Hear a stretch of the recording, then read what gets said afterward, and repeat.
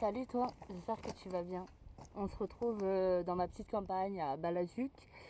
Tout ça parce que je voulais parler un petit peu pour une fois. Ça fait longtemps en fait. Et j'ai pas vraiment de gros sujets à parler à part de la politique actuelle. Je peux me redresser quand même, vous voyez pas ma voiture quoi qu'il arrive. Je voulais parler de ce qui se passe en ce moment en France. D'une phrase que notre cher et tendre président a pu citer lors de notre premier confinement par rapport au petit Covid, hein.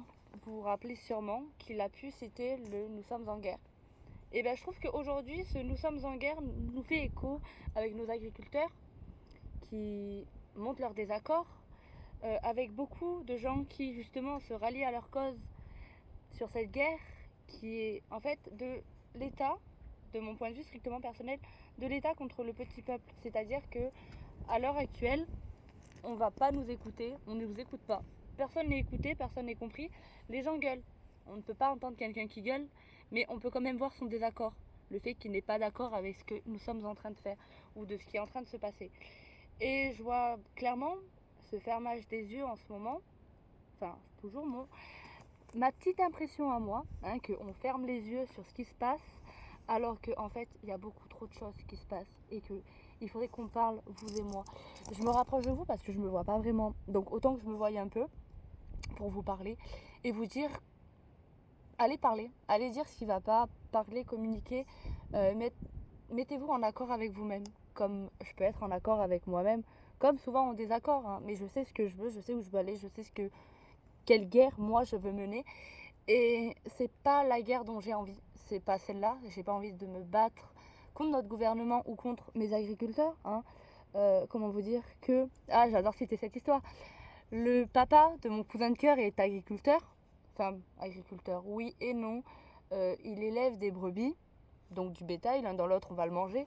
Et je me rappellerai toujours de ce jour où il m'a dit « Tu veux venir avec moi ? Ma brebis est en train d'accoucher, si je l'aide pas elle va mourir. » Et j'ai fait « Mais bien sûr Alain, je te suis, je viens voir. » Je puis la bergerie. Mais qu'est-ce que j'en avais à faire quand vous voyez la vie d'un être tellement sain venir au monde. Et on sait très bien que, certes, ce petit agneau a pu finir dans une de nos assiettes, mais de voir que le papa de mon cousin était en capacité de donner naissance, de aider et de ne pas laisser justement cette brebis à l'agonie, comme si vous pouvez regarder I Have the Good Trip sur Netflix qui parle justement des tripes sous acide. C'est une parenthèse, rien à voir, mais un peu que la première histoire parle justement d'un accouchement et on voit cette magie dans tout simplement la naissance.